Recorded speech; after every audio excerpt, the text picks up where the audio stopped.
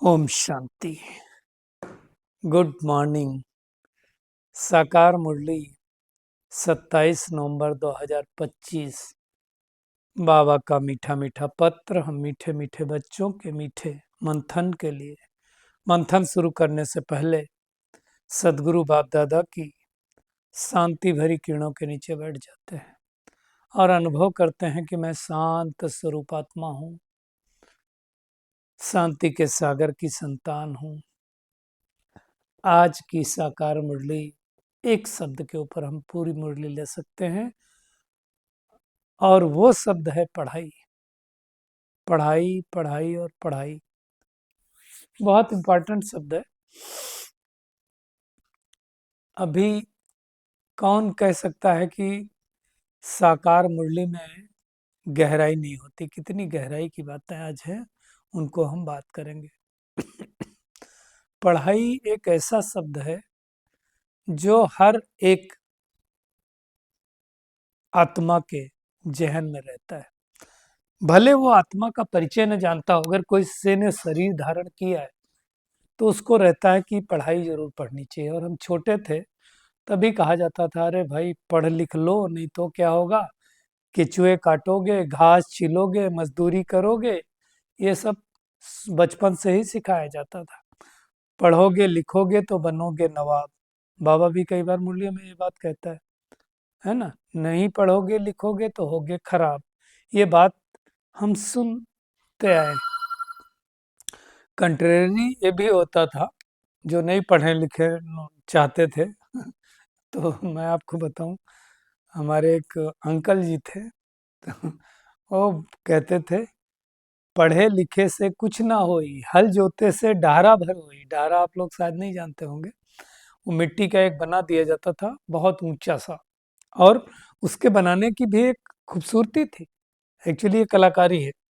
वैसे तो कुम्हार लोग बनाते हैं, बट वो क्या करते थे कि नीचे उसको उठाया जाता था, घुमाया जाता था। जैसे आप घड़ा जैसे होता है ना, इसका बहुत बड़ा फॉर्म समझ लो, या आजकल गेहूं स्टोर करने के लिए बड़ा सा टीन का बनाते हैं ना, तो वैसे तो नीचे मिट्टी का वो बनाते थे जिसमें बेस रहता था। फिर उसके ऊपर एक एक लेयर एक एक दिन में बनाई जाती थी। एक लेयर सूख जाएगी तब दूसरी लेयर, और वो बनाने में 15-20 दिन लगते थे, क्योंकि धीरे धीरे उसको ऊंचा बनाया जाता था।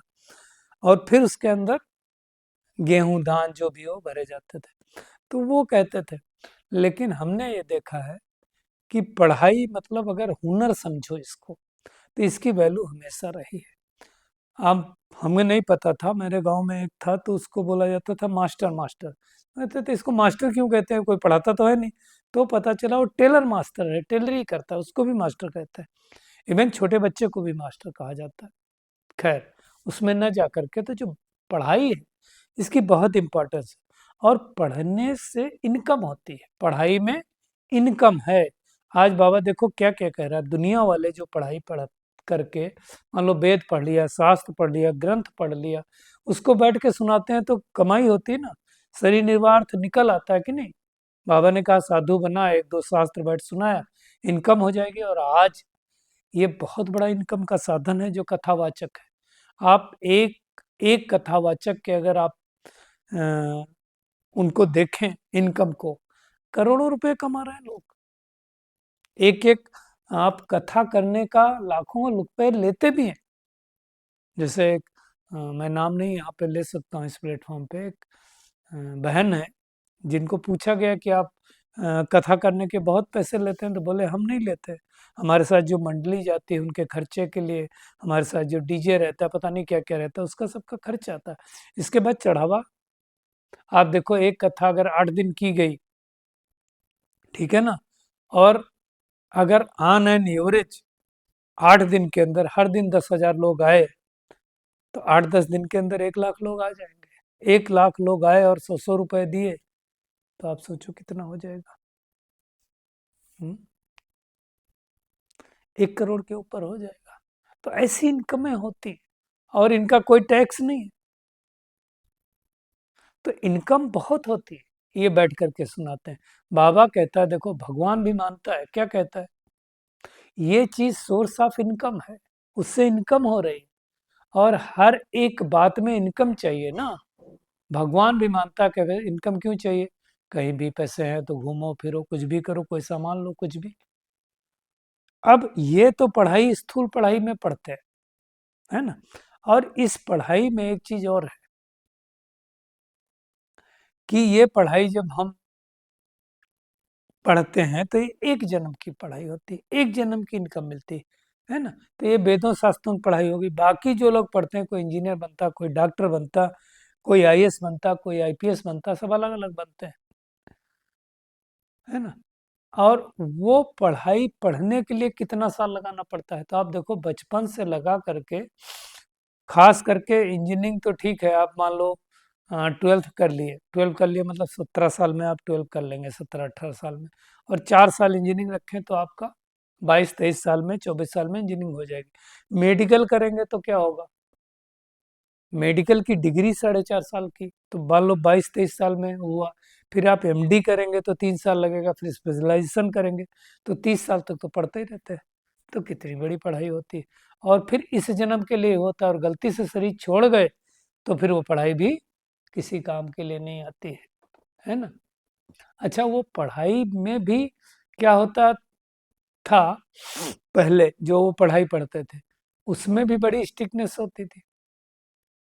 आप देखो हम लोग जब पढ़ते थे तो जो टीचर थे वो क्या करते थे, मान लो सुबह 8 बजे से स्कूल होता है, तो पीरियड मान लो पहला चालू हुआ 8:10 से, मान लो 8 बजे प्रेयर हुई तो 8:10 से चालू हुआ। अब कई बार हम लेट हो गए तो 8:10-15 पे पहुंचे, मान लो एग्जाम्पल दे रहा हूँ। तो जो क्लास टीचर होते थे उनको बोलते थे, मैं आई कम इन सर, बोलते थे नो आप खड़े रहो। तो 8:15 पर खड़े रहे हम वहां बाहर, और 8:15 पर रूल लेकर के प्रिंसिपल साहब निकलते थे। तो जो लोग बाहर खड़े होते तो उनको पूछते नहीं थे आप बाहर क्यों खड़े हो, उनको हाथ फैला करके दो दो रूल मारते थे। क्यों, बाहर खड़े मतलब कुछ ना तो गड़बड़ किया होगा, तभी तो उनकी पिटाई होती थी है ना। बाबा देखो, आज बाबा कह रहे हैं कि हम स्टूडेंट को अपनी पढ़ाई का नशा होना चाहिए, करेक्टर का भी ख्याल होना चाहिए। विवेक कहता है जब गार्डली पढ़ाई तो उसमें एक दिन भी मिस नहीं करना चाहिए, और टीचर आने के बाद लेट भी नहीं पहुंचना चाहिए। टीचर के बाद आना ये भी इंसल्ट है। स्कूल में भी पिछाड़ी में पीछे आते हैं तो उनको टीचर बाहर में खड़ा कर देते हैं।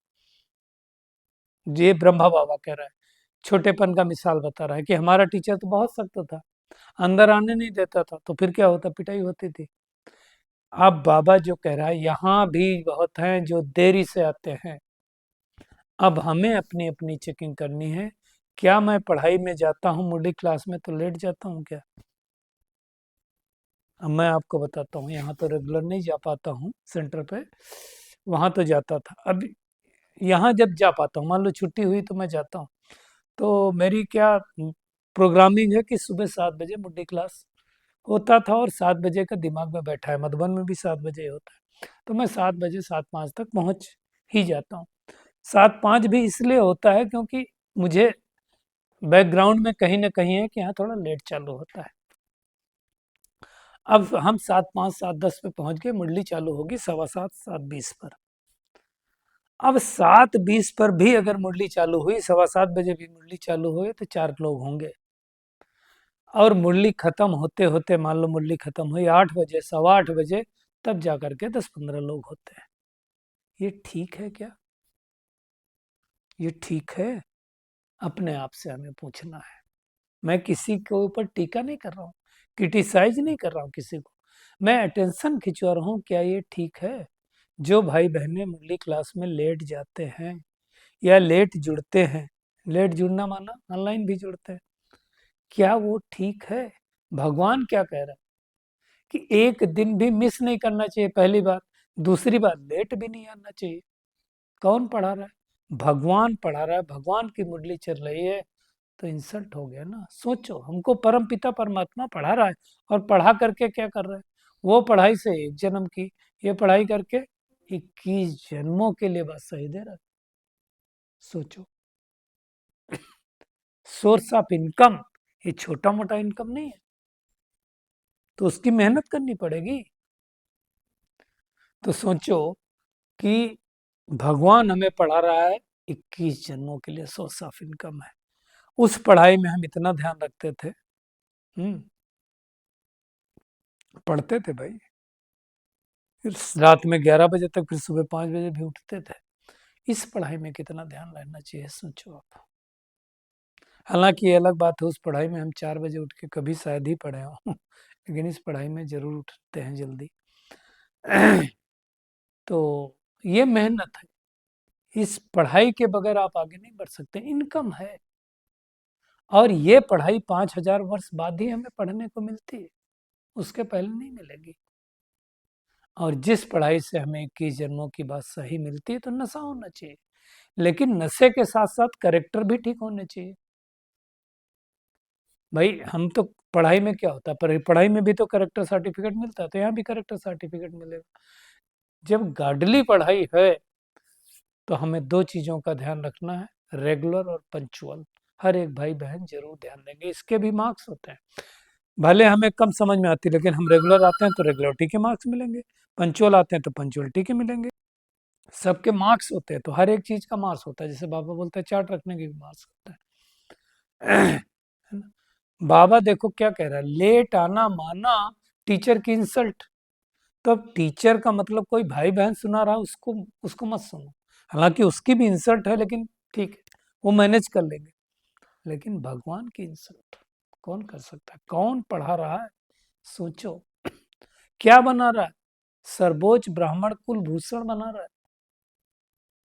श्री श्री श्री शिव बाबा पढ़ा रहा है। वही हमारा बाप भी है, टीचर भी है, सदगुरु भी है तो हमारे अंदर उसकी कदर होनी चाहिए। हम गॉडली स्टूडेंट हैं, सामान्य नहीं, हमें नशा रहना चाहिए। तो ये हमें मेहनत करनी है, बगैर मेहनत के कुछ नहीं होगा। अच्छी रीत पढ़ना है, अच्छी रीत पढ़ना मतलब ध्यान दे करके पढ़ना है ना?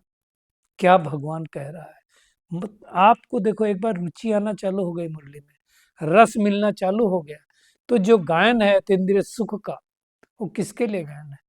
बाबा कहता है तुम बच्चों के लिए गायन है। तुम ही इस समय सृष्टि के आदि मध्य अंत को जानते हो, तुम ही अभी पुरुषोत्तम संगम युग पर, दुनिया में पुरुषोत्तम संगम युग का नहीं जानते लोग। हर 5,000 साल बाद आता है ना ये आज बाबा ने कंपेयर भी किया कि ये पुरुषोत्तम संगम युग जरूर 5वां युग छोटा सा युग होगा। अब इसका देखा जाए तो बाबा ने आज कहा परसेंटेज लगा सकते हो, 2% टाइम है, 100 साल का अगर पकड़े हम, चौथाई भी तो नहीं है। तो भगवान ये सारी बातें हमें बतला रहा है, सिखला रहा है। भगवान के जो बतलाने की नूंद होगी वो बताएगा, नहीं होगी तो नहीं बताएगा। हम सब आत्माओं का भी पार्ट उस आत्मा में नूंद है, जो भगवान सीख रहा। अब इतनी छोटी सी आत्मा में इतना बड़ा पार्ट नूंद है, जिसको ही कुदरत कहा जाता है। तो देखा जाए, अगर आत्मा में इतनी छोटी सी आत्मा है जिसको बाबा कुदरत कहता है, अब कैसे स्टोर होता है इसको हम थोड़ा सा जानते हैं साइंस के बारे में।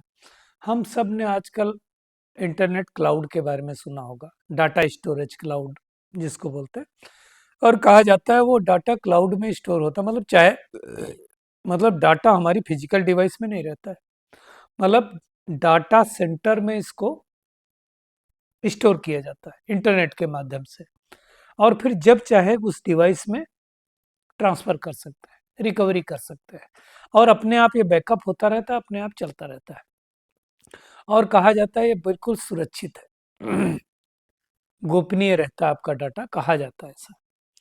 अब ठीक इसी तरह से आत्मा के अंदर क्लाउड के रूप में डाटा स्टोर है। इतनी छोटी सी आत्मा में आप देखो 84 जन्मों का डाटा स्टोर है। अब वो डाटा एक्सेस जब हमारा टाइम आता है तो हम एक्सेस कर पाते हैं, जब टाइम आता है तो हम उसको देख पाते हैं हर जन्म के अनुसार। सतयुग का जन्म होगा तो सतयुग में एक्सेस करेंगे, त्रेता में, द्वापर में, कलयुग में, इस समय पुरुषोत्तम संगम युग का एक्सेस कर रहे हैं।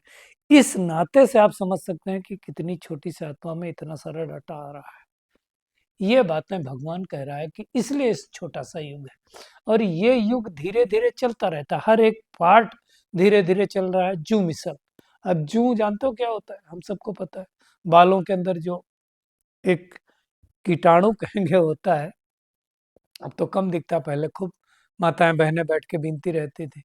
तो वो बहुत धीरे धीरे चलता था, तो उसके मिसल ड्रामा चलता रहता है। अब देखो हर दिन सुबह होती है, फिर सुबह से शाम होती है, और धीरे धीरे आप किसी का वेट कर रहे हो तो आपको लगता है टाइम पास ही नहीं होगा। तो ये सारी बातें हैं, इनका रिपीटेशन होता है, एक सेकंड ना मिले दूसरे से।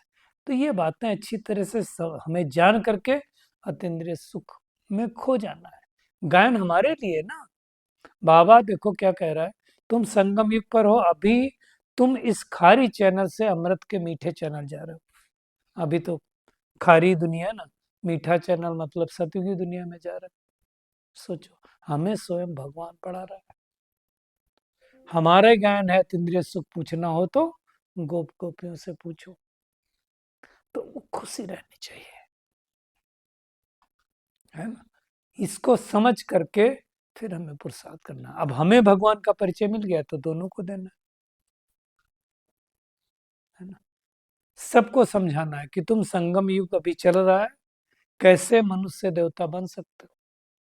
देखो नाम तो आत्मा के ऊपर ही पड़ता है, पाप आत्मा, पुण्य आत्मा, शूद्र आत्मा, है ना। तो हमें इस बात की खुशी होना चाहिए। बाबा ने आज कहा तुमको कुछ भी लिखो तो सुप्रीम अक्षर डालो। सुप्रीम मतलब उससे ऊपर कुछ नहीं होता। तो सुप्रीम पिता, सुप्रीम शिक्षक, सुप्रीम सदगुरु। नहीं तो माया बहुत ही बलवान है, भुला देगी। कब भुला देगी हमको पता भी नहीं चलेगा। जब हम यही भूल जाते हैं कि मैं आत्मा हूं, तो बाकी चीज भूलने में कितना टाइम लगेगा। आप देखो बाबा कहता है किसी भी आप मंदिर में चले जाओ, शिवलिंग होगा तो साथ में शालिग्राम भी होगा, है ना। तो शिव की पूजा करते तो शालिग्राम की भी पूजा करते। इसलिए बाबा कहता है तुम्हारी डबल रीत इससे पूजा होती, मेरी सिंगल रूप से पूजा होती, है ना। एक तो मंदिरों में पूजा होती, दूसरा शालिग्राम के रूप से होती। इसलिए बाबा कहता है मैं तुमको पढ़ा करके अब बड़ा बना देता हूँ। तो कितना खुशी होना चाहिए कि भगवान हमें कैसे क्या बना रहा है। बाबा आज देखो ये भी कह रहा है तुम्हारे योग में ताकत कितनी जबरदस्त है, चेक करें मेरे योग में ताकत है कि नहीं है। इतनी ताकत है, भगवान कह रहा है कि भोजन तुम योग में रह करके बनाओ खिलाओ तो बुद्धि उस तरफ खींचेगी। इसलिए उस दिन भी कहा था बाबा की टोली कोई नहीं भूलता, बाबा के बच्चों की बोली भी कोई नहीं भूलता। दो चीज बहुत फेमस है, बोली और टोली। भक्ति मार्ग में तो गुरुओं का जूठा भी खाते हैं लोग। मैंने आपको पहले भी शायद बताया था, मेरे मामा क्या ऐसा होता था। वो आते थे, भोजन करते थे, फिर थाली में थोड़ा सा बचा देते थे, और फिर वो जो भंडारा बनता था उसमें मिला दिया जाता था। मेरे जो लौकिक मामा थे वो अलग थे, वो बोलते थे मैं नहीं खाऊंगा। मैं भी नहीं खाता था, मेरे को जूठा किसी का खाना नहीं पसंद। मैंने एक बार स्टोरी शेयर भी की आप सबके साथ। तो भक्ति मार्ग का तो बहुत विस्तार है। बाबा ने कहा ये बीज है, वो झाड़ है, भक्ति झाड़ है, ये बीज है। बीज का वर्णन कर सकते हैं, बाकी पेड़ के पत्ते कौन गिनेगा बैठ करके, है ना। अथाह पत्ते होते हैं तो ऐसे जीव जंतु कितने हैं, तो बाबा उनके बात नहीं कर रहा है। भक्ति का भी बहुत बड़ा विस्तार है। तो कहने का मतलब अगर योग युक्त होकर के कोई आत्मा भोजन बनाएगी तो उसमें बहुत ताकत आएगी, है ना। इसको अच्छी तरह से समझना है कि कैसे भगवान आकर के हमें ज्ञान दे रहा है। एक और बात, बाबा ने मोर को याद किया। हमारा राष्ट्रीय पक्षी क्या है, मोर है ना, नेशनल बर्ड बोलते हैं इसको। क्यों नेशनल बर्ड बनाया गया, बहुत सारे भाई बहनों का इसका रीजन नहीं पता होगा, लेकिन मैं आपको बताता हूँ। मोर ही एक ऐसा पक्षी है, मोर और डेल, खूबसूरत तो होते ही हैं, खूबसूरती के साथ साथ इनका जो गर्भ धारण होता है ये पवित्र रूप से होता है। मतलब मोर और डेल बाकी जानवरों की तरह नहीं, गर्भ आंसू से होता है। मतलब मोर का आंसू मोरनी डेल ग्रहण करती है और गर्भ धारण होता है, इसलिए इसको नेशनल बर्ड कहा जाता है। और भी एक खूबसूरत पक्षी तो विदेश में भी मिलेंगे, लेकिन इसके कारण इसको राष्ट्रीय पक्षी कहा गया। और इसीलिए श्री कृष्ण के मुकुट में मोर का पंख लगाते हैं कि वो एक आत्मा है जिसने संपूर्ण पवित्रता को प्राप्त किया है। बाकी कोई डेकोरेशन के लिए नहीं लगाते, ये समझने की बात है। तो भगवान हर एक चीज का अच्छी तरह से जवाब देता है। बाबा देखो और एक बात कह रहा है कि ये दुनिया बहुत चीची है, इस समय खूबसूरती भी मुसीबत है। ये बात आपने कई बार देखी है, कोई कोई की खूबसूरती ही उसकी दुश्मन बन जाती है। आपने बीच में एसिड कांड और पता नहीं क्या क्या सुना होगा। तो बहनों को बहुत सेफ्टी की आवश्यकता है, इसलिए बाबा ने मना किया ना, क्रीम पाउडर नहीं लगाओ, ज्यादा सजो धजो नहीं। भगा ले जाते हैं बाबा ने, आज का बच्चियों को कैसे भगाते रहते हैं। तो बहुत कुछ हो रहा है, इसलिए हमें बहुत ही सावधानी से रखना, नेचुरल ब्यूटी रखनी, क्यों ज्यादा सजना धजना। बाबा कहता है तुम बच्चों को तो भिखारी दुनिया से नफरत आनी चाहिए, और सच में आती है, बदबू आती है भिखारी दुनिया से। ये छीछी दुनिया है, शरीर भी छीछी। इस शरीर के अंदर खून मांस हड्डी, इसके अलावा कुछ नहीं है। आप ऊपर की स्किन हटा के देखो, आपको घृणा आएगी। कुल मिलाकर के हमें आत्मा समझ के परमात्मा को याद करना है, तब अमर कुली के मालिक बनेंगे। और हमें भगवान बना रहा है, गुरुकुल शरीर मिलने वाला है, तो सदैव खुश रहना है, हर्षित मुख रहना है। बाबा कहता है तुम बहुत स्वीट चिल्ड्रन हो। हम भगवान के कौन है? स्वीट चिल्ड्रन हैं, इसलिए खुशी में रहना है। आज के वरदान पे आते हैं। होपलेस में भी होप पैदा करने वाले सच्चे परोपकारी संतुष्ट मणि भव। बाबा कहता है त्रिकालदर्शी बन हर आत्मा की कमजोरी को परखो, फिर उनकी कमजोरी को स्वयं में धारण करने या वर्णन करने के बजाय क्या करो, कमजोरी रूपी कांटे को कल्याणकारी स्वरूप से समाप्त कर दो। कांटे को फूल बना देना, स्वयं भी संतुष्ट मणि बनना है। संतुष्ट रहना, दूसरों को भी संतुष्ट करना। ये कोई, आप देखो कोई उदास हो, कोई हताश हो, उसके अंदर होप पैदा कर दो। जिसको जीवन जीने का मन ही ना, उसको जीवन जीना सिखा दो। जिसके प्रति सब निराशा दिखाएं, उसके अंदर आशा के दीप जगा दो।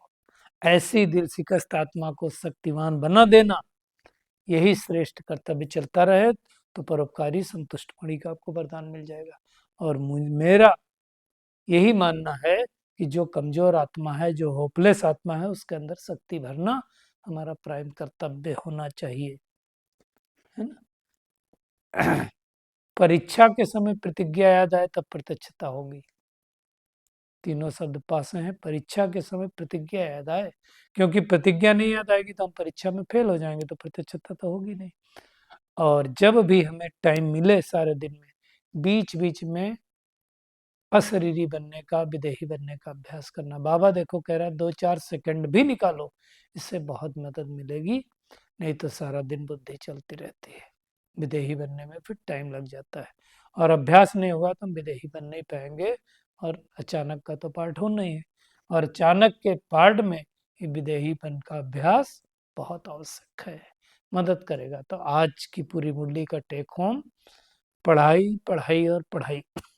पढ़ाई अच्छी तरह से पढ़ना है, पढ़ाई में रेगुलर आना है, पंचुअल आना है, लेट नहीं ज्वाइन करना है, लेट मुरली सुनने सेंटर पे नहीं जाना है, टाइम पर जाना है, टाइम पर योगा में जुड़ना है ना। कभी कभार हो चलेगा, हमें संकल्प रखना है कि समय से सारा काम करना है, और अपने कैरेक्टर पर भी ध्यान देना है ना।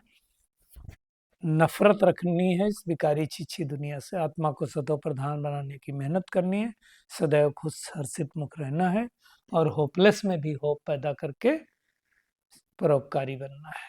परीक्षा के समय प्रतिज्ञा याद आनी चाहिए, और जब भी टाइम मिले तो विदेही बनने का अभ्यास करना है। अच्छा, शुक्रिया मीठे प्यारे बाप दादा, शुक्रिया आप सभी का इस मीठे मंथन के लिए। अच्छा, ओम शांति।